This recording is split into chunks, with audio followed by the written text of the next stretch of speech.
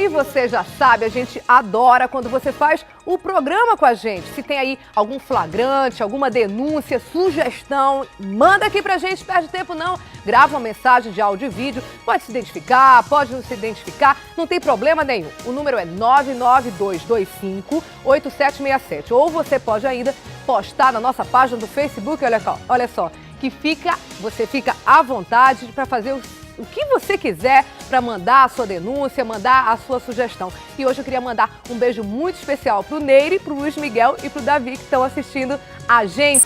Vamos então direto lá para cima no RC Cop, que está sobrevoando a zona centro-sul da cidade, e o Adeilson Albuquerque traz informações ao vivo pra gente sobre tempo e trânsito nesta quinta-feira. Bom dia, Adeilson, o sol volta a brilhar.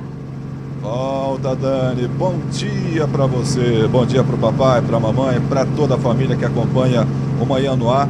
Nesta quinta-feira, o Instituto Climatempo, Dani, prevê para hoje 6 milímetros de chuva. A probabilidade para que isso ocorra é de 89%, umidade relativa do ar de 90%. Eu tenho quase que certeza que hoje a chuva não vai assolar, não vai acometer a capital do Amazonas. Temperatura estável, a máxima podendo alcançar 31 e a mínima 24 graus centígrados. Adeilson, que dia lindo! A gente não pode deixar realmente de enaltecer depois tantos dias seguidos de chuva, caos no trânsito em algumas localidades da cidade. A gente vê um amanhecer desse belíssimo, a ponte Rio Negro, o Rio Negro sorrindo pra gente, esse outro lado da margem com essa floresta toda bela e nossa cidade aqui na frente. Que imagem linda que você traz pra gente na manhã dessa quinta-feira, Adeilson. Que imagem perfeita mesmo, Dani. E as imagens são do nosso repórter cinematográfico, o Alex Gomes. E conosco aqui o comandante Robson Teixeira. Tá aí, tomara que este sol lindo, maravilhoso, que a gente mostra neste exato momento, que este horizonte possa ser de muita alegria, de perspectivas boas, sem dúvida nenhuma, para o manauara, para o amazonense, para o povo que acorda todas as manhãs para buscar melhores condições de vida. Dani, nós estamos aqui na zona centro-sul. Depois deste sol maravilhoso, a gente vai lá para baixo para mostrar aqui a Djalma Batista. Nossa equipe está sobrevoando aqui a zona centro-sul da capital do Amazonas, porque nós estamos celebrando hoje o Dia de Liberdade de Imposto. Ou seja, hoje e somente hoje nós teremos gasolina a R$ 2,20 aqui neste posto de gasolina que o Alex acaba de mostrar, aqui na Djalma Batista, bem ao lado aqui do Parque dos Milhares. Serão 5.000 litros comercializados somente hoje. Mas quem vai trazer detalhes sobre o Dia de Liberdade de Imposto, exatamente o Márcio Azevedo, que está lá embaixo e vai trazer todos os detalhes bem mais próximo aí dos condutores. Tudo bem, Márcio Azevedo? Bom dia e bom trabalho para você.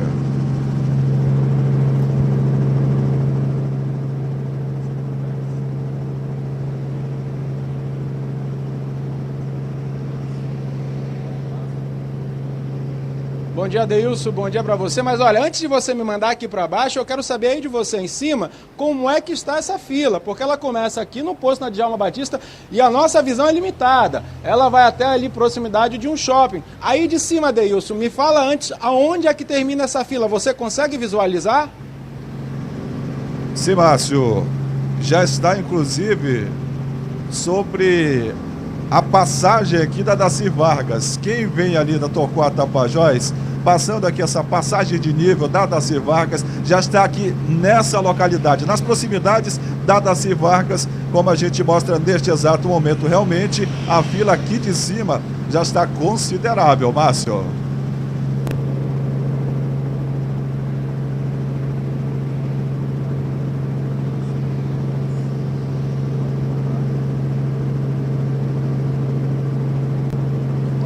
Adeilson, então, olha, para você que está em casa, corra, porque são 250 senhas para que abasteça 20 litros de combustível E olha, como a Deus falou, a fila já está grande, o Manaus Trans está aqui para tentar organizar, porque na verdade a gente tem informação que o último carro que pegou a ficha de 250 está aqui já na João Valério, ou seja, saiu aqui da Djalma, pegou ali a Daci Vargas, já tem carro na Constantino entrando aqui na João Valério. E o Manaus Trans está tentando organizar, porque é muita gente. A primeira pessoa chegou aqui ontem à noite, como vai nos mostrar o nosso colega Rômulo de Castro, que esteve aqui durante a madrugada.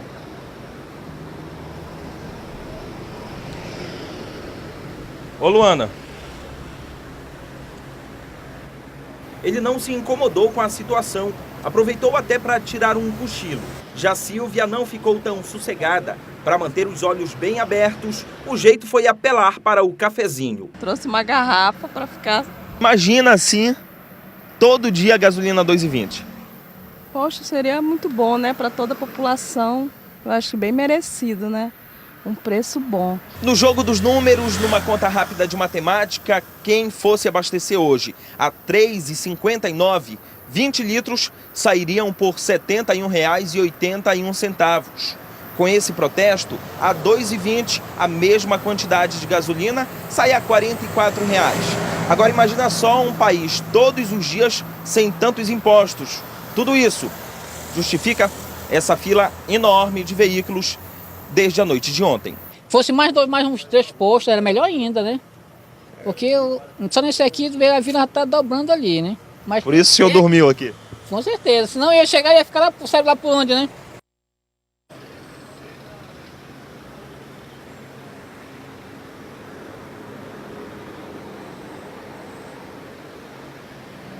Olha, ainda não foi liberado o abastecimento. A gente tem aqui, como o Romulo mostrou, esse senhor é o primeiro da fila. A gente não vai conversar com ele, porque na verdade ele é deficiente auditivo, não tem como conversar. Mas ele chegou 7 da noite aqui e eles vão tentar abrir a bomba. Vai ser essa bomba aqui exclusiva para o abastecimento a partir das 7 horas da manhã. Como eu disse há pouco, infelizmente, para você que acordou tarde, não vai poder comprar a gasolina a 2,20, porque as senhas já se encerraram. As 250 senhas para esses 5 mil litros de combustível já se encerraram. Daqui a pouquinho a gente volta, assim que liberar a bomba, para a gente ver também o movimento e conversar com a pessoa que está à frente desse movimento, que é o coordenador da CDL Jovem aqui no Amazonas. Eu volto com você, Dânia. Obrigada, Márcio. Muito obrigada também ao Adeilson, o Rômulo, que esteve lá de madrugada. A gente mostra toda essa questão desse protesto. Eu queria, inclusive, ver se a gente tem imagens para repetir aí. Olha só, gente. Que impressionante. Teve gente que chegou ontem na fila às 7 horas da noite. Lógico que não é para economizar aí 20, 25 reais apenas. É um dinheiro, sim, que deve ser levado em consideração. Qualquer economia que a gente possa fazer aí nessa fase, né, de crise econômica que o país vive, lógico que é vantajosa. 20 reais é dinheiro, sim, para a gente ter no bolso para economizar. Mas, com certeza, essas pessoas também aderiram como uma forma de protesto, para valorizar esse protesto da CDL Jovem, para um Brasil com menos impostos e que os impostos que a gente paga possam ser, de fato, usados para o bem de todos. Essas pessoas, como a gente disse há pouco, elas chegaram ontem à noite nessa fila. Uma das mãos, então, da Djalma Batista, a mais próxima da calçada, ela está tomada por essa fila de carros, como a gente mostrou pelo helicóptero desse posto na Djalma Batista até a Daci Vargas. A Manaus Trans já está lá tentando conciliar o trânsito, é uma das vias que está parada como forma de protesto. Essas pessoas aí aguardando para fazer o abastecimento. Daqui a pouco a gente volta lá com o Márcio. E o prefeito Arthur Neto decretou ontem situação de emergência aqui em Manaus. A partir de agora, a Defesa Civil do município está autorizada a executar novas ações para atender às demandas provocadas pela cheia desse ano. O Rômulo de Castro está ao vivo e explica como vai funcionar esse plano emergencial. Bom dia, Rômulo. Como é que isso deve ser feito? Olá, Daniela. Bom dia, muito bom dia a todos. A gente vinha algumas semanas atrás divulgando aqui que logo o Rio Negro alcançaria a famosa cota de emergência 29 metros. Ontem chegou a 29 metros e 1 centímetro. A partir de agora, a Prefeitura já tem autorização legal para fazer esses reparos emergenciais e, ao mesmo tempo, dar prosseguimento num planejamento que já vinha sendo elaborado pela Defesa Civil. Estou aqui com o coordenador técnico operacional da Defesa Civil do município, Cláudio Belém. Coordenador, bom dia para o senhor. O que é que pode ser feito a partir de agora? Chegamos na tão falada cota de emergência. Qual é a situação levada a partir de agora pela Defesa Civil? Bom dia. Na realidade, a Defesa Civil ela já vem com um plano de contingência desde o mês de janeiro, fazendo o levantamento nas áreas, que seria a primeira etapa. Na segunda etapa foi iniciar a construção das pontes de acesso para que essa comunidade não fique sem acessar suas residências. E agora, com a decretação de emergência, a gente inicia a terceira etapa, que faz com que inicie a parte administrativa e com a integração das outras secretarias, a gente possa acessar esses locais para fazer uma assistência a essa comunidade fragilizada com a situação da enchente. Agora, quando o senhor me fala ações administrativas, que ações são essas? Quem está em casa, que está passando por essa situação, vê a água se aproximando, imagina logo que algo já está elaborado em relação ao plano para conter o avanço lá dos prejuízos. Mas quando o senhor me fala de ação administrativa, isso quer dizer o quê internamente? A ações administrativas ela vai facilitar os processos dentro da prefeitura. E além disso, também tem a situação da situação de emergência que é passada para o Estado e também para a Defesa Civil Nacional, para que a gente possa ser reconhecido a situação de emergência do município de Manaus.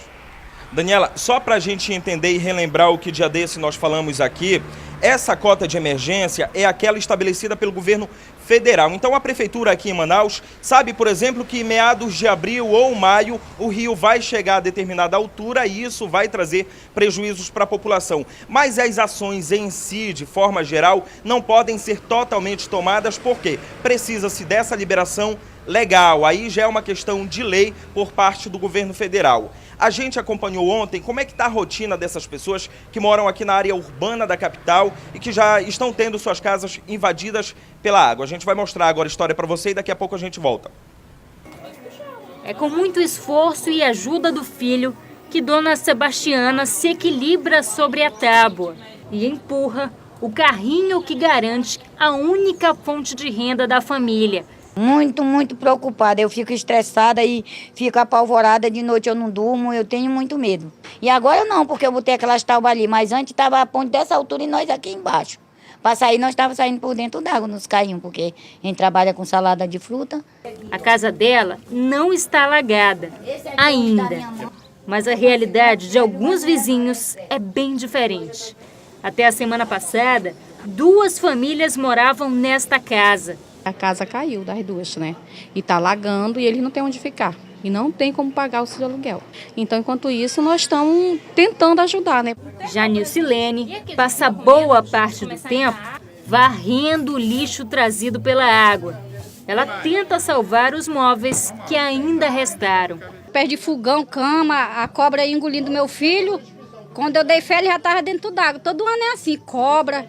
Meu filho tem até as agaias aqui para matar, ó. Todo ano é isso, é um tormento. De acordo com o CPRM, o Rio Negro deve parar de subir apenas no fim de junho. Até lá, as famílias que moram às margens dos igarapés aqui em Manaus continuam vivendo em meio à água. Daniela, a gente acabou de confirmar aqui uma informação e atualizar em relação a essas pessoas que moram aqui na zona urbana da capital. Cerca de 32 pontes já foram construídas para tentar dar pelo menos um acesso mais adequado a essas famílias. Agora, Cláudio, eu queria saber, por parte da Defesa Civil, essas pessoas que estão morando nessas casas, que a gente mostrou na reportagem, casas que começam a ser invadidas, que procedimento devem tomar agora? No levantamento realizado, foi verificado que essas casas elas têm a sua estrutura muito fragilizada. O correto era esse pessoal sair dessa área alagada. Porém, existe uma resistência da comunidade sair dessas áreas alagadas. O correto é sair, porque as casas estão com problemas de estrutura devido à cheia, então há um risco na área. A gente vai fazer, junto com as outras secretarias, ações integradas nesses locais para a retirada desse pessoal da área. Para a gente encerrar por aqui, que tipo de auxílio essas famílias poderão receber? Vou citar pelo menos um aqui. Aluguel social, por exemplo. Essas famílias podem ser enquadradas nesse tipo de serviço? Afirmativa. A Secretaria de Assistência Social estará com a gente, tanto como a Secretaria de Saúde, a Secretaria de Limpeza Pública, a Secretaria de Infraestrutura e outras, que vamos entregar todas as secretarias para que a gente possa visitar essas comunidades e dentro de cada especificação das secretarias, cada um faça o seu trabalho com relação a dar um apoio a essa comunidade fragilizada. Obrigado, Cláudio, pelas informações. Conversei com o diretor técnico operacional da Defesa Civil do município, o Cláudio Belém. Daniela, vamos só deixar um recado aqui para quem está em casa. Geralmente nós cobramos muito da prefeitura, dos governos como um todo, para tomarem essas ações para diminuir ao máximo os impactos para essas famílias. Mas como o diretor explicou para a gente, em muitas situações a Defesa Civil chega lá e diz assim, ó, a sua casa vai desabar, não vai aguentar essa quantidade de água que está avançando. Todos devem sair. Ainda assim, muitas pessoas insistem em ficar dentro de casa, com medo de perder a residência quando voltar. Mas aqui, ó, mais vale a prevenção, mais vale você continuar com a sua vida tranquila durante esse período de cheia e depois retornar para o local. Não bate o pé não insiste nessa situação, porque aí depois a gente vai ter que fazer outras matérias, mostrar outras pessoas que continuam nesses locais e que já deveriam ter sido retiradas de lá, mas por conta própria não quiseram. Daniela. Obrigada, Rômulo. A gente volta daqui a pouco com você com outras informações. Obrigado também pelo Cláudio Belém, pelas informações. Isso que o Rômulo falou é muito verdadeiro. Realmente as pessoas, a gente sabe a situação que é complicada sair de casa, deixar as coisas todas para trás, que foram conquistadas, compradas com tanto esforço, mas nada é mais importante do que a própria vida. E se tem um técnico avisando que é perigoso, que há risco, realmente o mais certo é deixar essa residência. Eu queria pedir imagens, produção, que chegaram agora no nosso WhatsApp, são fotos, olha só. Esse aqui é o bairro Santa Etelvina. A rua é Apóstolo Mateus, foi mandada pra gente. Isso aí é consequência da chuva da última terça-feira, gente. Eles não é uma área assim muito próxima ao Igarapé, mas é uma área que encharca. E olha só o que acontece, realmente não parece que é uma rua, mas é a rua Apóstolo Mateus. O nosso telespectador mandou essas fotos que, por causa daquela chuva grave na terça-feira, depois na quarta também teve chuva forte. Olha só o que aconteceu aí no bairro Santa Etelvina, criança ali, olha só, dentro d'água. A gente sabe todo o perigo, a saúde que esse tipo de situação causa. É uma pena, realmente. A gente mostra, inclusive, para as autoridades de infraestrutura do município tentarem fazer alguma coisa aí pelo pessoal de Santa Etelvina. Vamos agora ao vivo ao estúdio da Rádio A Crítica. Vamos lá conversar com Wilson Lima e Adriane Diniz. Entre Olá, outras coisas. Tudo bem, Adriane e Wilson, me ouvem? Bom dia, sim. Bom dia, Daniela. Tudo bem? Como é que estão as coisas aí pela rádio? A gente está recebendo algumas participações do ouvinte e uma chamou bastante atenção, é a participação da Zoraide Alves, lá do Tancredo Neves. Ela mandou uma mensagem de texto dizendo que a escola onde o filho dela estuda, a Escola Municipal José de Rezende Sobrinho, lá no bairro Tancredo Neves, já foi assaltada 7 vezes esse ano. O último assalto aconteceu ontem e ela disse que já levaram lá da escola data show, computador, notebook dos professores. E Daniela, sabe o que levaram ontem? Não, me conta. As botijas de gás, os Gente. botijões de gás e até parte dos alimentos da merenda escolar. Gente. E ela diz que fica preocupada de mandar o filho para a escola, sabendo que em 5 meses a escola já foi assaltada 7 vezes. E a preocupação é o que vão levar agora. Além dos bens materiais, né, do bem que se perde, obviamente tem esse clima, né, de insegurança que toma conta dos pais. Agora imagina você está trabalhando, imaginar que seu filho está em casa numa situação, a gente está mostrando nesse momento, Wilson e Adriane, fotos exatamente da escola que você falou, tudo revirado, jogado no chão, os bandidos, olha só, arrombaram a porta, a maçaneta da porta completamente arrombada, aparentemente até com um pé de cabra, alguma coisa bem forte. Essas fotos que nós recebemos também, que coisa, né? O que as autoridades de segurança pública e da área de educação falam em respeito à segurança dessa escola em especial? Eles ainda não se posicionaram a respeito disso. A gente recebeu a demanda agora há pouco, abrimos o espaço para que a Secretaria de Educação se pronuncie e de Segurança também. O fato é que os vigilantes, né, os vigias que trabalhavam nessas escolas foram substituídos por câmeras de segurança, que a gente já sabe que não intimidam mais, né, os bandidos, né? O fato é que alguns alunos temem. A gente já teve casos de escola lá na Rua J de São José 2 de os alunos serem assaltados, de entrar na sala de aula e levar os celulares deles. Enfim, são vários casos com esse repetindo. Agora, essa escola aí é bem problemática. A gente está no mês de maio, hoje é dia 21, e já tem 7 assaltos só nesse ano. A gente está aguardando aqui um posicionamento da Secretaria, principalmente de Segurança Pública. É uma liderança que ninguém quer, né? Com certeza. Fala, e você, Wilson? Me diga lá. Eu estou acompanhando a paralisação dos servidores da SUFRAMA. A paralisação foi decidida em assembleia na última sexta-feira, e isso em função do veto da presidente Dilma Rousseff a uma emenda, a MP 660, que faz a equiparação salarial. Os servidores querem que os salários deles sejam iguais aos outros servidores da autarquia federal, né, do governo federal. Há, por exemplo, funcionários de nível médio que chegam a ganhar 300%, 400% a mais que um servidor da SUFRAMA que tem nível superior. Quer dizer, uma situação bem complicada de ser explicada, né? O porquê um funcionário de carreira da SUFRAMA acaba sofrendo. Tem gente até que defende que é uma espécie de retaliação ao próprio modelo, né? Quer dizer, é uma maneira de enfraquecer o modelo. Você acredita nisso? É possível. Eles disseram, inclusive deram essa justificativa em Brasília, quando o sindicato foi até lá, o Sindicato dos Servidores da SUFRAMA, dizendo que os salários no norte são salários baixos. Se eles ganharem hoje, por exemplo, os que ganham 5 passassem a ganhar 20 mil reais, como nas outras autarquias em outros estados, seria um impacto econômico muito grande e iria contribuir para uma desigualdade de renda. Olha só a desculpa. Como é? Que na região norte os salários são mais baixos. Mas, gente, isso é... E se passasse de 5 para 20 mil, por exemplo, iria contribuir para uma desigualdade de distribuição de renda. Mas isso é um absurdo, porque a Constituição garante a equiparação entre os estados, né? A gente sabe que, independente de onde a gente está no país, os estados têm que ser tratados de maneira igual, né? Igualitária. Enfim, é uma Daniela, muito estranha. Cada dia de paralisação desses funcionários deve representar um prejuízo diário de 300 milhões de reais.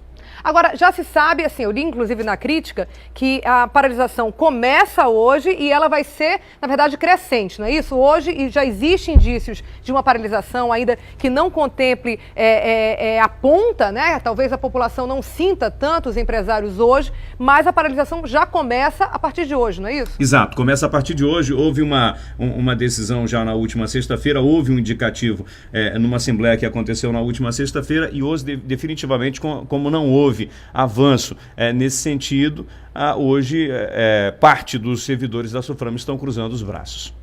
E a gente vai acompanhar toda essa situação. Tem mais notícias? Tem notícias de Temos, Brasília? Sim. Na verdade, é daqui de Manaus. Ah, é? Tá pegando fogo a eleição para o Conselho Municipal de Cultura, que vai acontecer amanhã. Inclusive, há uma forte campanha nas redes sociais, há um trabalho corpo a corpo, e há também para os eleitos aí uma gratificação, né? E podem votar as pessoas que fazem parte dos segmentos culturais. Mas me diz por que está pegando fogo, Adriane e Wilson? É a campanha, né? A campanha está pegando fogo. A gente quer saber por quê. Também. Será se a gratificação? Será que talvez a possibilidade, a gente espera que seja isso, de fazer alguma coisa pela nossa cultura? Também tem isso, né? Tem um interesse em fazer altruísta. Alguma coisa pessoas que participam, militam na área e que acreditam que possam fazer alguma diferença. Agora tem uma novidade lá de Brasília, Daniela. Fala, Adriane. É a CPI da Petrobras. Ontem, o presidente Hugo Mota, do PMDB, lá da Paraíba, ele disse, durante uma reunião, que iria recorrer à justiça para conseguir a exumação do corpo do José Janene, do PP de São Paulo. José Janene morreu em 2010, ele era réu no processo do Mensalão, também é apontado como um dos mentores do esquema de corrupção dentro da Petrobras. Ele também é o padrinho político do Paulo Roberto Costa, que é o diretor de abastecimento da Petrobras, e eles disseram que queriam agora fazer a exumação do corpo porque desconfiam de essa morte não aconteceu. Tá vivo ele? Isso porque houve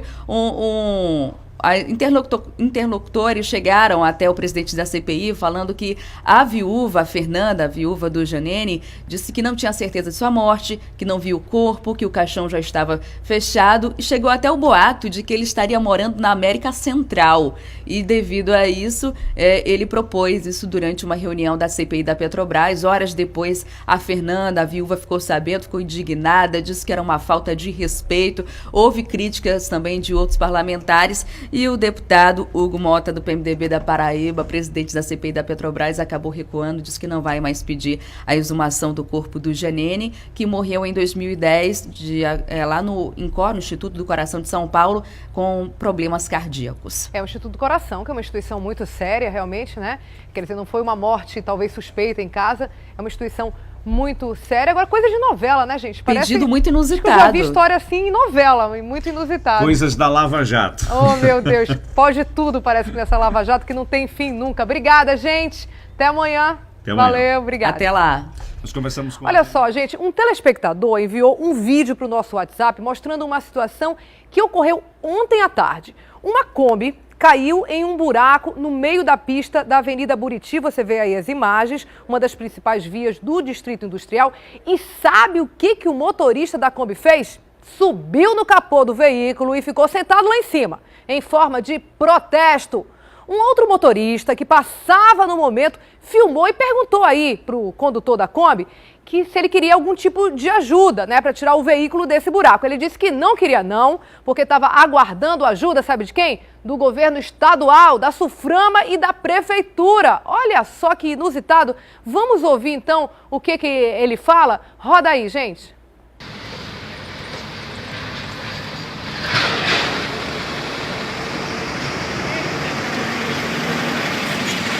Irmão, você quer que nós puxe ela?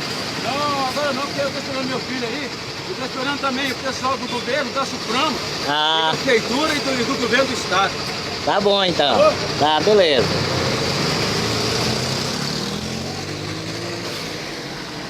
Gente, que situação, que imagem inusitada. A gente não sabe o que aconteceu com esse motorista que estava aí, olha, a gente vê as imagens sentado na Kombi, a gente não sabe, a gente acredita que depois de algum tempo ele deixou o local, mas a gente acaba dando vez, mostrando a imagem desse protesto na Avenida Buriti. A gente tem mostrando ao longo das semanas aqui no Manhã no Ar essa situação da Avenida Buriti no Distrito Industrial e aí essa cena inusitada de protesto, o motorista em cima da Kombi esperando que as autoridades venham tirar a Kombi dessa situação. Olha só, agora a gente vai para um pequeno intervalo, são 6 horas e 57 minutos e a gente volta daqui a pouco falando sobre a campanha da gripe. Não sai daí, a gente volta já já. 7 horas em ponto, estamos de volta aqui no Manhã no Ar e vamos voltar a falar ao vivo com o Márcio Azevedo, que está em um posto de gasolina na Avenida Djalma Batista, onde a CDL Jovem está fazendo um protesto contra a cobrança de impostos. Está vendendo gasolina a R$ 2,20, gente. E aí, Márcio, já começou o abastecimento? Tá dando certo? Tudo tranquilo?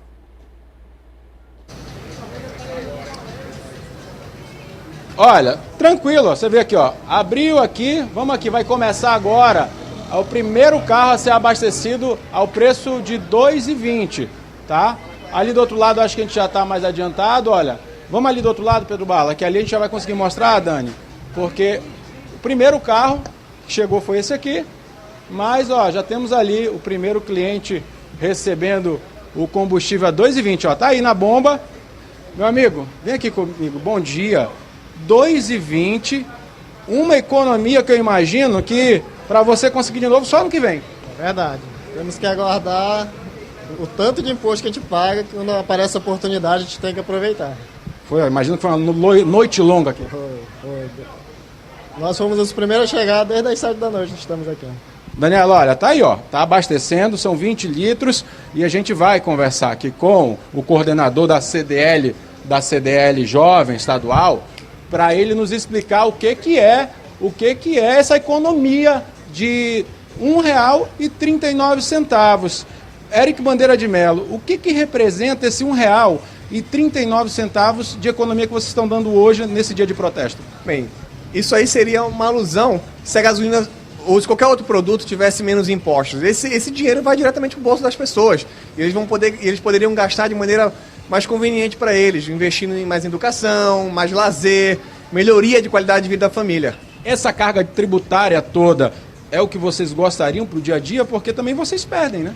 Exatamente. Todo mundo está careca de saber que a carga tributária no Brasil é muito alta, né? E essa ação vai mostrar para a população o quanto pesada é essa carga tributária. O que a gente quer realmente é que o governo pense melhor, né? Repense na carga tributária brasileira. A gente sabe que zero imposto é algo impossível, mas que a gente vai reduzindo gradativamente para poder incentivar mais a economia. Isso vai possibilitar mais empregos, melhores salários, mais Brasil. 5 mil litros, não dá para fazer mais não? O povo ia agradecer. Olha, a gente queria fazer 10 mil litros, mas a gente ficou limitado ao orçamento. A gente sabe que a gasolina é muito cara. Os impostos da gasolina são tributados na fonte. Então a gente paga os impostos, então a diferença é muito grande. Mas a gente está pensando no ano que vem pelo menos trabalhar 2 postos. E aí, só gasolina, né? Mas vocês pretendem aumentar porque tem pessoal do diesel, do álcool. Na verdade, a gente quer atacar outros produtos. Pãozinho, alguns produtos de cesta básica, né? Para poder mostrar para a população que consome outros produtos também. Bom, ainda dá tempo de alguém vir para a fila ou já esgotou as senhas? Infelizmente, as senhas já esgotaram, mas eu acho que vale a pena passar aqui para dar uma olhada, para ver o tamanho da festa. E também aderir ao protesto, saber que esse R$ 1,39 é só de imposto. Eric, muito obrigado. Olha, Daniela, pra gente não vai dar para abastecer, seu carro também não adianta, talvez ano que vem. Quem teve essa disposição de acordar não, né? Madrugar, vir ontem à noite para cá, está aqui já abastecendo, fazendo o seu protesto contra a carga tributária que é altíssima no nosso país. Para o nosso amigo motorista, o trânsito está fluindo bem na Djalma Batista, mas a fila aqui para esse posto está indo pela Djalma Batista e já está girando pela Constantino Neri, viu, Daniela? Quem veio, veio, quem não veio, só ano que vem.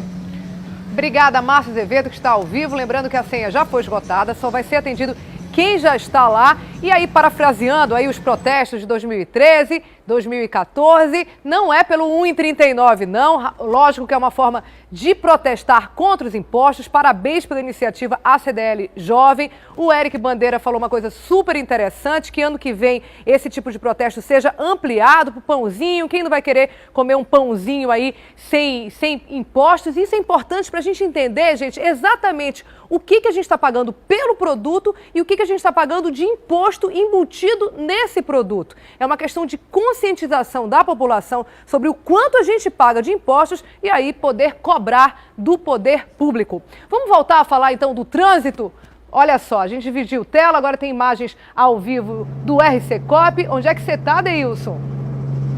Nós estamos aqui sobrevoando exatamente o posto que está liberando a gasolina 2,20, Dani. A gente quer só aproveitar para chamar a atenção que também aqui na Constantino Neri, como a gente mostra aí, vamos fechar um pouquinho ali, Alex. Nessa esquina aí, Constantino Neri, com a Rua da Maromba, que dá acesso lá para a Djalma Batista, existe uma fila de carros também aqui pela Constantino Neri, e a gente observou, Dani, que o Manaus Trens fez esse desvio, né?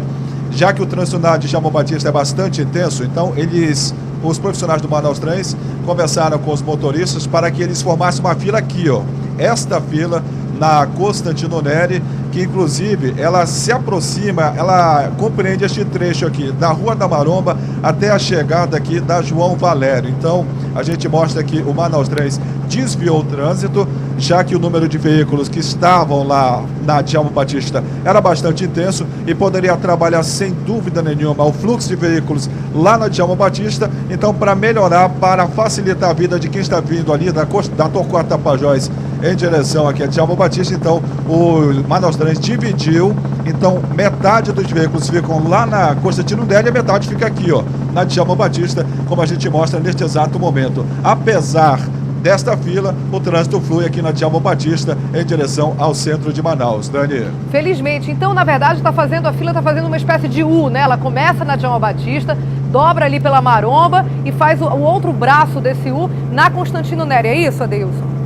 Exatamente, Dani, perfeitamente. Até para melhorar e para ajudar, né, no fluxo de veículos aqui na Djalma Batista, que a gente sabe é muito mais intenso todas as manhãs, até porque muita gente utiliza a Djalma Batista quando o condutor vem lá da Cidade Nova pela Torquato Tapajós. E para facilitar o fluxo de veículos, eles fizeram, Manaus Trans fez exatamente este U que você citou aí, que compreende trecho aqui da Djalma Batista, pedaço aqui da Maromba e também um pouco ali da Constantino Nery, que já chega até a João Valério. Dani. Agora, Deilson, eu queria imagens, queria que você pedisse para o Alex abrir a câmera, eu queria imagens exatamente da Constantino, onde a gente está agora, nessa direção bairro centro. Me parece que a Constantino também está tranquila de quem está vindo, que quer evitar a Djalma Batista por conta desse protesto, dessa fila. É uma opção boa, me parece que está sendo a Constantino, né?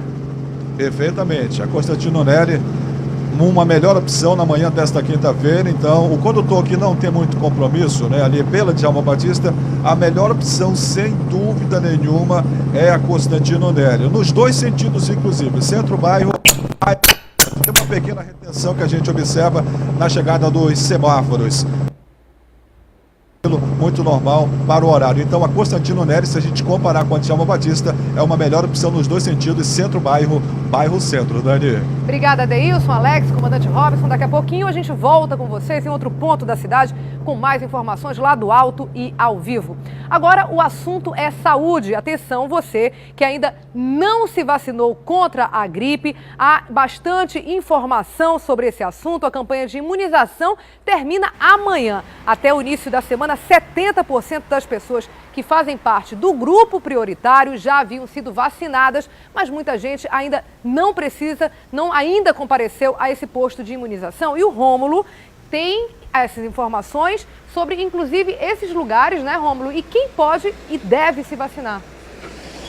Ô Daniela, é um número promissor para nós aqui na capital, já alcançamos mais de 70%. A meta local é de 80%, estamos acima da média nacional, que alcançou até agora em outros estados do país cerca de 35% apenas. Ainda assim, existem duas categorias que precisam de imunização neste momento e os números ainda não são aqueles necessários e esperados pela Secretaria Municipal de Saúde. Antes de fazer essa pergunta para a chefe de divisão de imunização da Censa, a Isabel Hernandes, que é enfermeira, eu vou perguntar para ela de uma forma genérica. Enfermeira, qual é a vantagem da imunização? Qual é a importância disso? Esses grupos que são elencados, eles são, através de dados epidemiológicos, comprovam que são o grupo que tem maior risco de adoecer, inclusive com óbito. Então, portanto, essa vacina é fundamental para esses grupos. Nós temos aí uma sequência de grupos, mas tem dois que ainda não chegou àquele patamar esperado pela Censa. Que grupos são esses e quando e como devem procurar o serviço? Olha, são as nossas crianças de 6 meses a menores de 5 anos e as gestantes. São os únicos grupos que nós não atingimos a cobertura. O restante a gente já atingiu os 80%. E a gente pede que as mães e essas mãezinhas que terão bebê próximo, que procure todas as nossas unidades de saúde, estão com vacina. Além disso, a gente colocou posto volante em shoppings, em supermercados, em lugares de maior circulação de população. Agora, quando a gente fala da importância da imunização contra a gripe, Daniela, a gente está falando de algo que é muito bom para a população, de se abrir a mente e aceitar uma campanha como esta. Eu queria que a senhora fizesse o convite diretamente para essas duas categorias, para esses dois grupos, criancinhas e mães que estão grávidas ainda. Bom, mães de crianças de 6 meses a menores de 5 anos e todas as nossas gestantes, procure as nossas unidades de saúde. Temos 10 unidades que são abertas até 9 horas da noite e sábado até ao meio-dia. Que tipo de doenças a gente pode combater a partir da gripe? Tem um estudo em relação a isso? Ou é só para gripe como um todo ou de forma isolada? Não, são gripes grandes, né? Gripes graves, gripes A, gripe B e H1N1. Esses são os grupos mais que dão maior risco para adquirir uma pneumonia e até mesmo uma insuficiência respiratória. Rômulo, eu queria fazer uma pergunta para Isabel. Isabel, ainda tem assim muito preconceito, tem gente que acha, não vou dar vacina para o meu filho, talvez a parte de criança esteja em baixa procura por conta disso. Vai ter aquelas reações à vacina. Isso, as pessoas ficam ainda inseguras. Eu queria que você reforçasse a importância da vacina e saber se esses efeitos colaterais, eles existem de fato e como devem ser tratados caso ocorram. Tá. Essa vacina, especificamente da gripe, ela não tem efeitos colaterais. Muitas pessoas falam, eu tomei a vacina, adoeci. Não, ela não causa doença porque ela é feita de vírus mortos. Então não é uma coincidência. Você já estava com a gripe e tomou a vacina e calhou de você apresentar os sintomas. Então ela não dá febre, a única coisa que ela pode dar é uma dor no local, que uma compressa de água gelada resolve. Quer dizer... Tem alguém que não pode tomar? Tem pessoas alérgicas ao ovo, não pode receber essa vacina. E quem já tomou dose anterior e teve alguma reação anafilática, é aquela que dá alergia em seguida da vacina. E quem está gripado, pode tomar? Olha, gripe e resfriado se confundem. Quando a pessoa está com aquela gripe grave, com febre, a gente pede para evitar, não é que é contraindicado, só evitar. Porque se ela agravar a doença que já está instalada nela, ela vai achar que foi a vacina, e não é.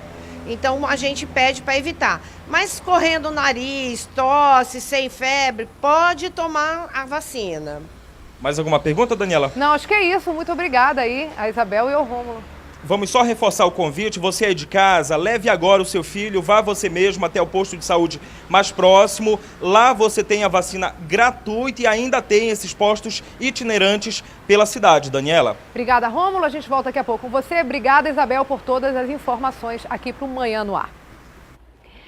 Como nós já informamos aqui, os radares que monitoram a velocidade dos carros aqui em Manaus estão desligados. Isso porque o contrato que a prefeitura tinha com a empresa que cuidava dos corujinhas venceu. E até agora, uma nova licitação ainda não foi feita. O Manaus Trans está fazendo o monitoramento, gente, apenas com 2 radares móveis. Olha só. Há 2 meses, os 36 radares espalhados pela cidade não estão funcionando. Os motoristas desaprovam. Muitos não respeitam o trânsito, né? Com radar, mais respeito. Fica muito a mercê, né? Do que as pessoas querem fazer, né?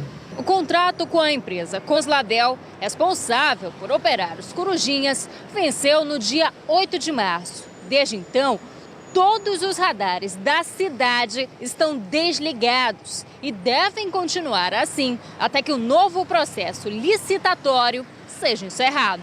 Enquanto isso, as fiscalizações feitas com radares móveis, que ficam nos mesmos lugares que os corujinhas antigos. O procedimento para o radar móvel não é você ficar muito tempo no mesmo lugar, é você fazer a rotatividade dele. Então, essa equipe vai fazendo os diferentes pontos para que o condutor justamente não saiba onde ele está. São apenas 2 aparelhos para monitorar uma frota de mais de 600 mil veículos. E menos aparelhos representam menos multas. Acaba havendo uma diminuição da arrecadação. Bom a gente enfatizar que a arrecadação das multas de trânsito, elas são utilizadas para a parte operacional, para o combustível, para os veículos, para o fardamento dos agentes, para os equipamentos da parte operacional, para a sinalização viária que é feito e para os materiais de educação de trânsito. Se o processo de licitação correr dentro do tempo previsto, os radares voltam a funcionar até o fim de junho. E até lá, gente, vamos ter consciência, você que está saindo de casa agora, por favor, não é porque o radar não está funcionando, não é porque a corujinha não está instalada que a gente vai abusar, né? Ter um bom trânsito, ter segurança no trânsito é dever de todos nós que somos motoristas e não vai também desacostumar, a gente já sabe mais ou menos os pontos aonde tinha corujinha, a gente continua respeitando o limite, que a gente sabe que esse é o certo e quando ela voltar aí no mês de junho, como mostrou a Larissa, a gente não se desacostumou, né, a ter aquela redução exatamente naquelas lombadas eletrônicas, vamos ajudar a fazer uma cidade melhor.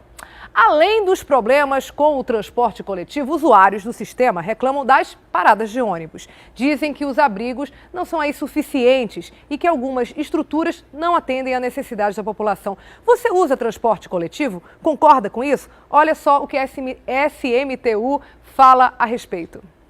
Algumas parecem não passar por manutenção há meses. No Parque das Laranjeiras, sobrou apenas o banco. Dos 3 modelos existentes na capital, de vidro, de concreto e de telha de barro, sobram reclamações sobre a função dos abrigos que deveriam proteger o passageiro do sol e da chuva. Não está ideal, não é adequado para a gente. Mas quando a gente paga nossos impostos, né, a gente paga tudo em dia, as contas, a gente deveria ter uma coisa melhor. Os 3 foram construídos em administrações diferentes. As paradas de concreto são as mais atuais e as mais criticadas.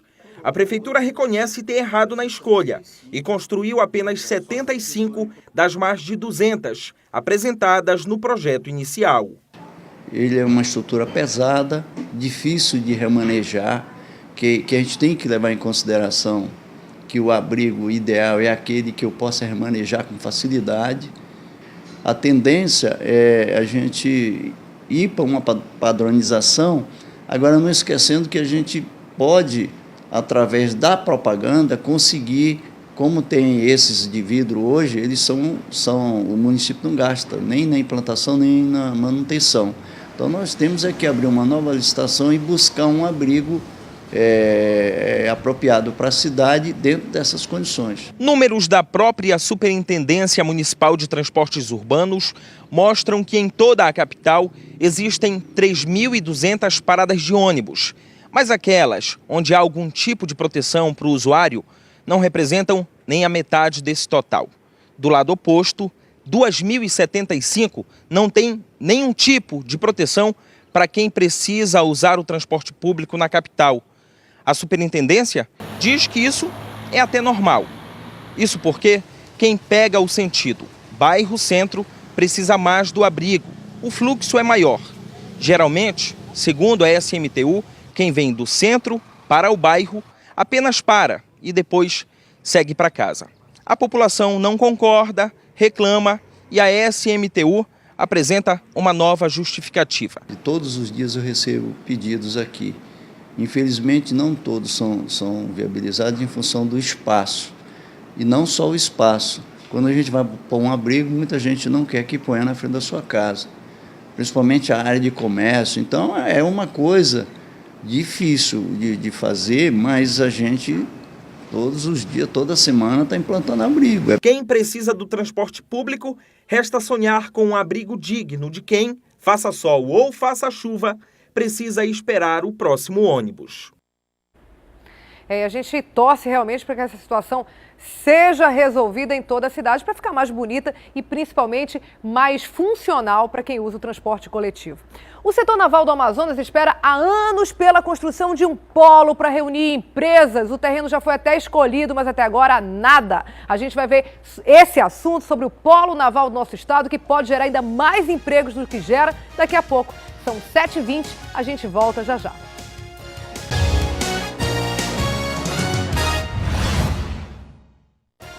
Voltamos, são 7h23, vamos logo lá para cima com a Deilson no RC Cop, que traz informações do trânsito em outro canto da cidade. Distrito Industrial, é isso, Adeilson? Perfeito, Dani. Aqui na Bola da Samsung, nós viemos para cá para sugerir para quem está na Zona Leste seguir aqui pela Bola da Samsung. Sabe por quê? Porque a gente sobrevoa ali o complexo Viário Gilberto Mestrinho, a Bola do Coroado por lá, Dani, o negócio está complicado, o trânsito muito lento, inclusive, o trânsito já está alcançando o conjunto Tiradentes, para quem sai da Alameda Costa e Ferreira em direção ao complexo viário Gilberto Mestrinho. Então a gente está mostrando neste momento a bola aqui da Samsung, a bola do Armando Mendes, porque por aqui o trânsito está muito bom então para quem sai da Zona Leste, evite ali a Bola do Coroado e siga por aqui pela Bola da Samsung, aí pela Altasmeri, como a gente mostra neste momento, apesar de um trânsito um pouquinho lento por aqui, mas está suportável, está bem melhor o trânsito aqui pela Altasmeri, a grande circular em direção aqui à Bola da Samsung, se a gente comparar com o trânsito da Alameda Costa e Ferreira, principalmente depois ali da Feira do Coroado. Então, por aqui, pela Otávio Mirim, como a gente mostra, neste momento, o trânsito é bem melhor em direção ao Distrito Industrial. Dani. Obrigada, Deilson, Alex, comandante Robson, participação aí do RC Cop no Manhã no Ar. Valeu, obrigada. Abraço, até amanhã, Dani. Até amanhã. Olha só, a gente vai mudar de assunto agora para falar de uma das atividades econômicas mais promissoras aqui para o nosso estado, que é a construção naval. Há anos o setor espera pela construção de um polo para reunir aí todas as empresas. O terreno já foi escolhido, fica no Puraquequara, mas até agora o governo não conseguiu tirar o projeto do papel. Que coisa, vamos ver. Antônio já perdeu a conta de quantas embarcações ajudou a construir. Ele trabalha num estaleiro há 32 anos e desde a década de 80 escuta uma promessa. Eu vim falar na construção desse polo naval, né? Nós estamos esperando aí para ver se sai para melhorar a situação da gente que trabalha nessa área. Faz tempo que você ouve isso? Há bastante tempo que eu escuto esse boato aí desse polo naval, né? O boato a que ele se refere seria um local para reunir centenas de empresas do setor naval e náutico. Hoje, elas estão espalhadas na orla de Manaus e de outras cidades como Iranduba e Novo Airão. Mesmo assim, os números do setor são promissores. O sindicato da categoria tem 48 estaleiros cadastrados. Eles geram 9.500 empregos diretos e mais o dobro de indiretos. Em 2013, o setor faturou 1 bilhão e 600 milhões de reais, mas tem potencial para 10 bilhões de reais. Basta que o projeto do Polo Naval saia do papel. Nós já temos a área definida e já foi feito todo o mapeamento das famílias existentes no terreno, na área do Polo Naval. Agora falta apenas avançar a questão do meio ambiente para poder destravar o que está faltando. Destravar, você acha que em quanto tempo? Nós estamos esperando a boa vontade. A hora que o governo quiser resolver, porque já foi feito o decreto. A maioria das embarcações produzidas aqui são para o transporte interestadual de cargas, principalmente grãos e derivados de petróleo. Preferir os rios em vez das estradas tem sido uma tendência entre as empresas de logística. Nós estamos debaixo de 480 toneladas de aço. Um empurrador como esse tem 6.000 HP de potência e consegue de uma única vez empurrar 25 balsas. A capacidade de carga desse monstro de aço equivale a de 2.000 carretas. Na opinião deste gerente de estaleiro, outro gargalo a ser corrigido pelo governo do estado é a falta de mão de obra especializada. Seria mais importante aí um apoio no sentido aí de principalmente qualificação profissional, né? Novos cursos, especialistas na área aí para poder qualificar mais a mão de obra e facilitar nosso trabalho. Enquanto o Polo Industrial de Manaus briga para se manter competitivo perante os demais estados, no setor naval, o maior benefício são os rios. O Amazonas tem 12.000 quilômetros de águas navegáveis e, diferente da Zona Franca, essa vantagem não tem data para terminar. E a assessoria da Secretaria Estadual de Planejamento do Estado informou que o projeto da construção do Polo Naval está parado porque o Ministério Público Federal entrou no ano passado com uma ação civil pública para suspender aí as atividades. Na ação, o Ministério Público Federal pede que sejam feitas consultas com as comunidades ribeirinhas da região do Puraquequara que seriam afetadas pelo projeto. Já a Procuradoria-Geral do Estado disse que entrou com um outro recurso e que aguarda decisão da Justiça para retomar o processo de construção de acordo com as recomendações do Ministério Público Federal. E hoje o Sindicato da Indústria da Construção Naval realiza um encontro para falar sobre o setor. Vai ser lá no auditório do Senai, que fica na Avenida Rodrigo Otávio, no Distrito Industrial. Começa agora às 8h30 da manhã e encerra 1h da tarde. Todo mundo é convidado, quem tem interesse aí pelo tema pode ir lá para participar dessa discussão. Vamos falar agora de um assunto um tanto quanto polêmico, liberdade religiosa. Um fórum vai reunir lideranças e discutir diversidade religiosa em Manaus. O Rômulo de Castro tem mais detalhes sobre esse assunto. Fala lá, Rômulo. Daniela, como é um assunto polêmico e muito complexo, eu vou diretamente com o secretário-geral da IRLA, que é a Associação Internacional de Liberdade Religiosa, o Rafael Rossi. Rafael, bom dia. O que é que esse fórum que fala sobre a liberdade de religião pretende? Bom dia, Rômulo. Bom dia, Daniela, aos telespectadores. Uma alegria muito grande poder estar aqui em Manaus para trazer esse tema à tona.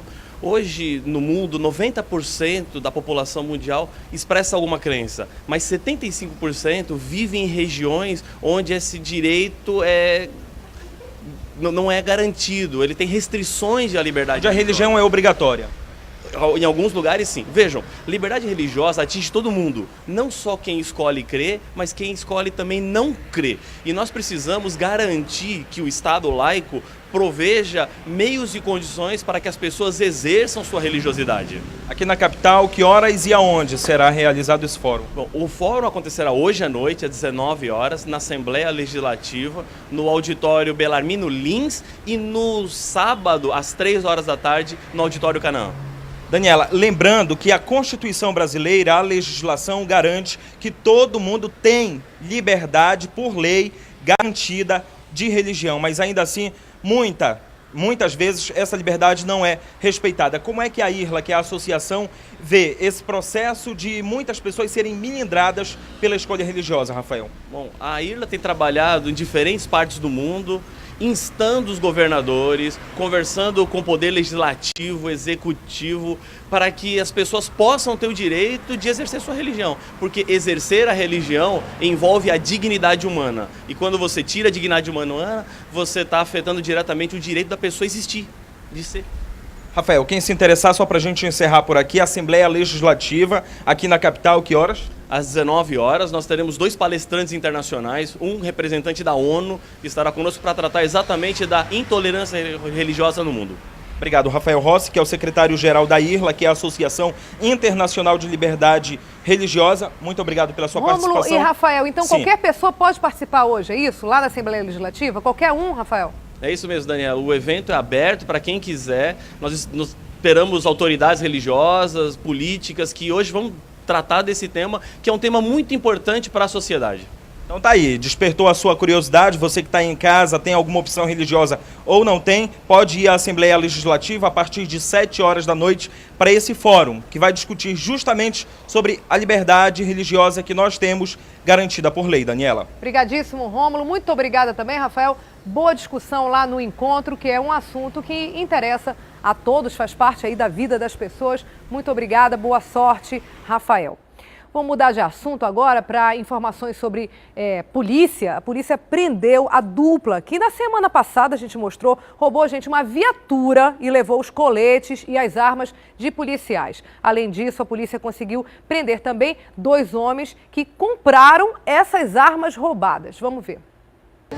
Foram exatos 6 dias desde a audácia desse casal aqui, que é o Fabrício Ferreira dos Santos e a Daniele da Silva Rabelo, que assaltaram investigadores da Polícia Civil na quarta-feira, dia 13 de maio, na zona leste de Manaus, no momento em que eles paravam o veículo da polícia na residência. Se tratavam de investigadores de uma das delegacias com a melhor equipe de investigação de Manaus, a DRF, e que entrou em campo e rapidamente conseguiu prendê-los e recuperar tudo o que estava na viatura. Os coletes balísticos, o radiocomunicador e o que mais preocupava, as armas, as pistolas .40 que estavam na mão dos bandidos. Foram os 2 que abordaram a investigadora e o investigador, colocaram a arma neles e levaram o carro, a viatura no caso, com tudo dentro. Que os criminosos não sabiam que era uma viatura da Polícia Civil, né? É tanto que horas depois, eles percebendo que roubaram o carro da Polícia Civil, abandonaram na Rua Andorinha, lá no bairro Valparaíso, e fugiram. Agora, os criminosos, né, parou uma dúvida no ar, tendo em vista que eles levaram as armas, né, para comercializar. E, como podemos perceber, aí, essas armas já estavam na mão de terceiros, traficantes, e na mão de um outro indivíduo, né? E esses criminosos estão usando essas armas .40 de uso restrito na ação criminosa, nos homicídios, até deixando uma dúvida que a polícia esteja praticando esses crimes, que não é verdade. E olha só essa história. 2 bandidos tentaram assaltar uma lan house na tarde de ontem, mas foram impedidos pela mãe do dono da loja. Depois da reação da senhora, eles começaram a ser perseguidos pela polícia, se esconderam em um beco e em seguida invadiram uma casa e fizeram um casal refém. Isso aconteceu no bairro Santo Antônio, na zona oeste da capital. E a Samira Benoliel vai contar pra gente esses detalhes. Foi um susto para a dona Francisca, que estava na porta de casa quando ouviu os gritos. Quando eu vi os meninos subindo aí, gritando que era ladrão, ladrão. Antes da perseguição policial, os bandidos roubaram celulares e outros objetos dos clientes desta loja de informática na Avenida Brasil, na Zona Oeste. A mãe do proprietário reagiu ao assalto. Fui dando para trás, aí quando chegou perto da vidraça, eu dei uma porrada bem segura, que quase quebra, né, o vidro. Aí me agarrei com o cara, né? Me agarrei com o branquinho. Aí quando eu me agarrei com o branquinho, o outro com o revólver, e eu fiquei dançando com o cara, né? E o cara querendo me atirar. Aí ele se apavorou, porque já estava chegando gente, aí saiu nós 3. Ele virou ainda para dar um tiro em mim, eu peguei essa placa, né? A placa e fiquei... Proteção. E fiz proteção com a placa. Os assaltantes chegaram de moto, mas fugiram a pé assim que a polícia foi acionada. Para se esconder, a dupla entrou nesta casa, mas foi atacada pelos cães. Então, eles pularam para outra residência e renderam um casal com revólver e faca. Os bandidos ainda ficaram 30 minutos dentro da casa até a chegada dos policiais. As vítimas, ainda abaladas, não quiseram gravar entrevista. A dupla foi presa em flagrante e levada para o 5º Distrito Integrado de Polícia. O proprietário da loja assaltada foi junto para registrar a ocorrência. E agora, além do prejuízo, ele teme ser assaltado outra vez. Eles já foram presos, mas para vocês isso não basta? Não, porque supostamente eles falaram lá dentro que eles iam voltar lá na loja. O medo é esse? O medo é esse mesmo. Que coisa, e é importante reforçar aqui a recomendação das autoridades policiais de nunca, gente, nunca reagir a um assalto. Nada vale mais do que a nossa vida. No próximo bloco tem as notícias do esporte e a gente volta já já, são 7h36, é só um instante, a gente volta aqui no Manhã no Ar. 7h39, estamos de volta aqui no Manhã no Ar. Chegou a hora de conferir então os destaques do programa Hoje em Dia, que começa daqui a pouquinho. Bom dia, Renata Alves. Bom dia, Daniela. Oi, Manaus. No Hoje em Dia, câmeras escondidas testam as atitudes das pessoas diante de um assédio. Qual seria a sua reação? Vamos falar também de um assunto muito sério. Direto da Argentina, você vai conhecer o drama da família brasileira que luta por justiça. A filha de 26 anos morreu após ser agredida pelo namorado e o caso ainda não foi solucionado. Até mais. Até mais, vamos acompanhar esse caso aí, que envolve aí Brasil e Argentina. A moça foi morta lá na Argentina, que coisa. Agora vamos falar então com a Carol Queiroz, que já está ao vivo direto do estúdio do Craque na TV e tem notícias do esporte pra gente. Bom dia, Carolzinha. Bom dia, Dani, tudo bem por aí? Tudo tranquilo, diga lá. Olha, Dani, rodada do Amazonense do jeito que a gente gosta, cheio de gols. Vamos falar de futebol? Vamos, sempre! TV A Crítica adora futebol, a gente também. É isso mesmo, Dani, começando pelo Princesa, que venceu o Nacional Borbense lá no Jabotão por 4-1, com gols de Carlinho, Gilson, Baé e Anderson, viu? No único gol do time de Borba foi marcado por Canhoto. Em outra partida, o Manaus e Operário se enfrentaram na Ubra, num jogo tenso, viu? A repórter Débora Holanda tem mais informações pra gente, vamos ver. O jogo por aqui foi muito nervoso. O que se viu dentro de campo foram muitas faltas, brigas e cartões. No total foram 6 cartões amarelos, 1 vermelho, sem contar com o técnico do Operário, Fernando César, que também foi expulso no segundo tempo. No primeiro tempo, nada de gols e poucas chances. Já no segundo tempo, os times voltaram com mais gás. Célio ainda bateu um pênalti, mas incrivelmente a bola foi direto para a trave. E quando o jogo ia terminando, nos 48 minutos do segundo tempo, Bruno Silva aproveitou a oportunidade e mandou a bola para dentro. Manaus 1, Operário 0. Olha aí o Operário. Bom, e com um gol aos 49 do segundo tempo, o Peñarol derrotou o Rio Negro nesta quarta-feira no estádio Floro de Mendonça, em Itacoatiara, e garantiu aí a classificação para as semifinais do Campeonato Amazonense. O gol da vitória foi marcado por Júnior Neymar. E teve ainda São Raimundo e Iranduba na Colina. A partida terminou empatada. Vamos ver os gols? Olha aí, o Jaiminho tirou do zagueiro, chutou forte, marcou aí um golaço, abrindo o placar aos 35 do primeiro tempo para o São Raimundo, colocando o São Raimundo aí na frente no primeiro tempo.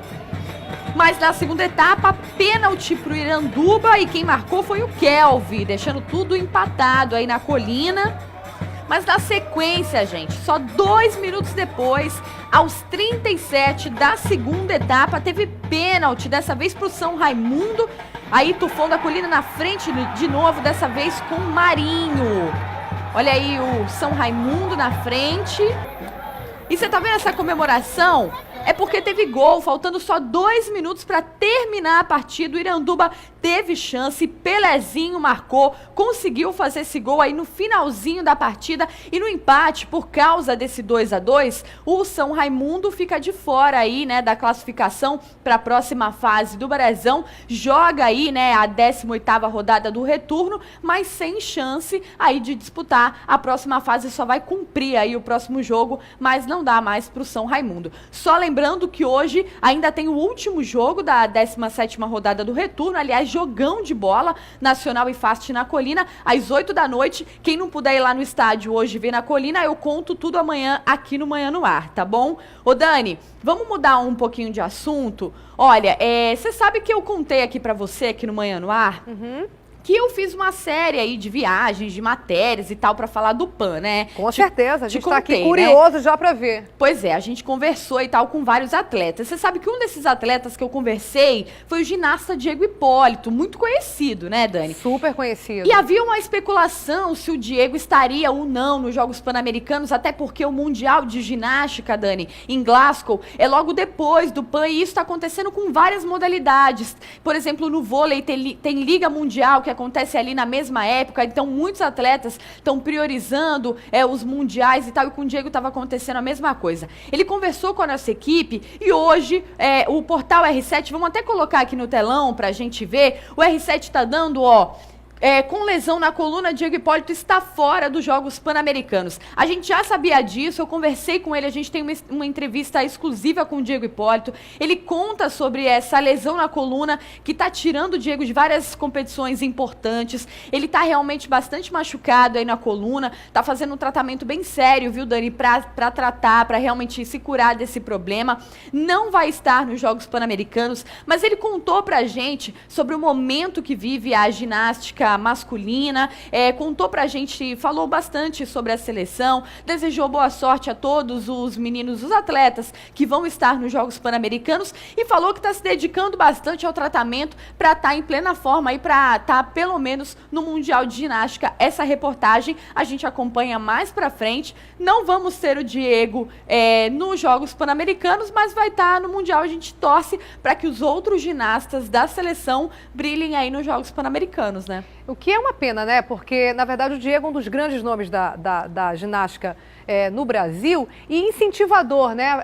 As pessoas que viam o Diego desde pequenininho, treinando, ganhando medalhas, levando aí o nosso nome, nossa bandeira para o alto do pódio, com certeza ele incentivou toda uma geração de ginastas, né? Então, estar ele de fora e por motivo de uma lesão e grave na coluna, realmente deixa todo mundo muito triste. A gente fica aí na torcida por ele mesmo, Carol. É verdade, a gente está na torcida e você sabe, Dani, a ginástica vive um momento muito importante, né?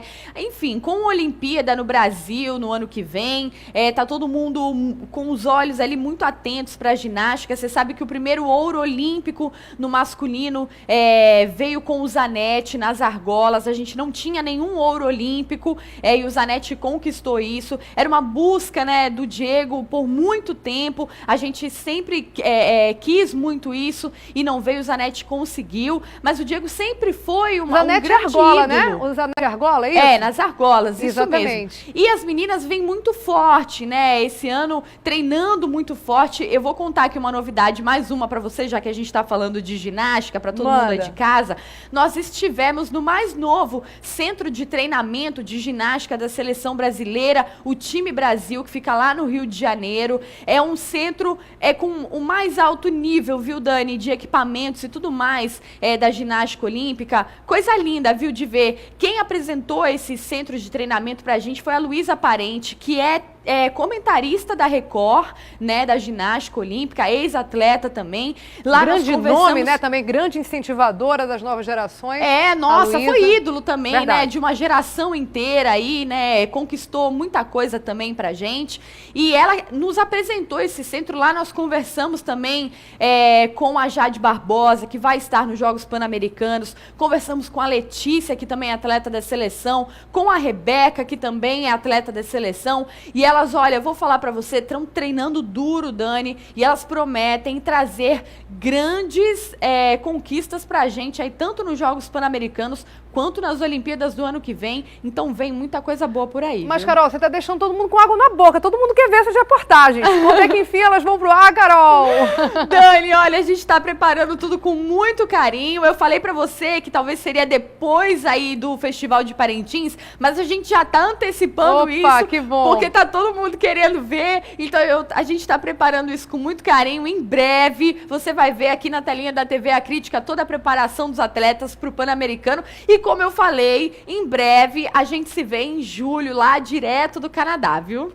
Todo mundo curioso, todo mundo muito curioso. Agora vamos mudar de assunto. Você tem outra reportagem aí que você vai apresentar sobre esporte também, né? É isso mesmo, Dali. Olha, no último fim de semana, 13 atletas de taekwondo disputaram um campeonato brasileiro e trouxeram na bagagem 9 medalhas para o Amazonas. Mas eles nem tiveram tempo de descansar porque já estão de olho em outra competição, viu? Vamos ver. No bairro Nova Floresta funciona a Associação Juruá, um projeto social de taekwondo que atende cerca de 100 crianças e adolescentes que antes ficavam nas ruas. O menino às vezes fica pela rua, não tem apoio de ninguém, o que eu acredito que muitos precisam é de uma oportunidade dessa. E por aqui surgem muitos talentos. Dá para perceber isso olhando a coleção de troféus e medalhas dentro da academia. No último fim de semana em São Paulo, 9 atletas voltaram com medalhas, uma de bronze, 4 de prata e 4 douradas. E com mais um troféu importante, o ouro por equipe. Com todo o esforço da minha equipe aqui que estão presentes, consegui lá fazer 2 lutas e conquistei o primeiro lugar. E embora o nível dos atletas seja bem grande, é outro nível, bem diferente daqui de Manaus, lá foi trabalhoso, mas consegui vencer. A Nádia foi uma das mulheres que representaram o estado. Voltou com uma prata, mas nem dá tempo de comemorar. Os treinamentos continuam pesados para o próximo desafio dessa turma, o Open Roraima, que acontece em julho. Isso agora estamos treinando para Roraima, e com certeza essa competição está mais próxima e vai precisar de mais treino ainda do que para de São Paulo. Segundo o mestre Geraldo, até lá vai estar todo mundo prontinho para continuar representando muito bem o Amazonas. O Open Roraima é muito forte também lá, porque vem outros países também para lá, os próximos, Venezuela, né? E eles são muito fortes também e a gente vai procurar fazer a diferença lá também. Não, então boa sorte para os atletas do taekwondo. Dani, como eu disse, amanhã eu tô de volta aqui no Manhã no Ar com o resultado do jogão de bola de hoje, Fast Nacional na Colina, às 8 da noite. Amanhã, inclusive, a Carol tá de volta aqui no Manhã no Ar, aqui onde eu tô, né? Que ela vai apresentar amanhã. Manhã no Ar. Verdade. Eu vou viajar a Brasília e a Carol vai aqui me substituir de uma maneira muito competente, como sempre, Carol. Obrigada.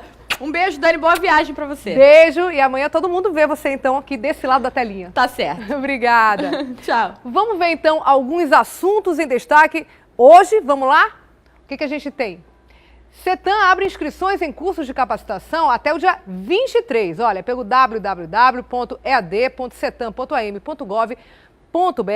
As oportunidades são para cursos de ética no serviço público, direitos e deveres no âmbito da lei, Estatuto dos Funcionários Públicos do Estado do Amazonas, noções aí também de gestão para novos empreendedores, relação interpessoal, ética profissional, técnica de produção textual, enfim, muita coisa você vê também na internet durante as inscrições. O que mais que a gente tem?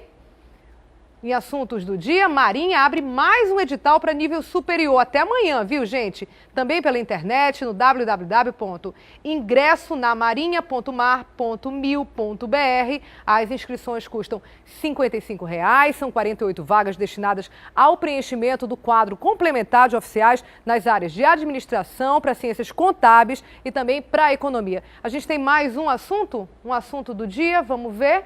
Escola SESC oferece bolsas de estudo no Rio de Janeiro. Até amanhã, gente, na www.sesc2016.edt.com.br. Para o Amazonas foram destinadas 6 vagas para o ano letivo de 2016. Os alunos amazonenses classificados aqui estudarão gratuitamente na escola SESC, com direito a material pedagógico, incluindo notebooks, uniformes, moradia, alimentação, assistência médica e odontológica. Vamos mostrar de novo, vamos preencher de novo a tela, porque com certeza muita gente ficou interessada nesse curso. Olha, eu estou falando da Escola SESC, oferece bolsas de estudo no Rio de Janeiro e até amanhã são 6 vagas. Se você está interessado, vai lá no www.sesc2016.edt.com.br. Se você não está aí com caneta e papel perto, não tem problema não. Depois você vai lá na página do Manhã no Ar no Facebook, que a gente coloca todas essas informações, essa aqui inclusive, lembrando que é para o ensino médio e você pode se inscrever para conseguir uma dessas bolsas no Rio de Janeiro. Vai lá no Manhã no Ar, dá uma olhada tudo. Se você é candidato, boa sorte, aproveita e curte e dá também alguma sugestão de pauta que, como eu já falei, a gente adora. São 7h53. O Manhã no Ar fica por aqui, agradecendo muitíssimo a sua companhia. Lembrando que 11 da manhã tem Magazine, meio-dia tem Alô Amazonas e agora você vai ficar com o Fala Brasil. Mas antes da gente terminar, o nosso bom dia desta quinta-feira vai com imagens maravilhosas do sol que voltou a brilhar em Manaus e a gente mostra agora pelo RCCOP, o nosso majestoso Rio Negro, sobre a luz desse sol maravilhoso que brilha sobre Manaus. Tchau, gente. Obrigada pela companhia.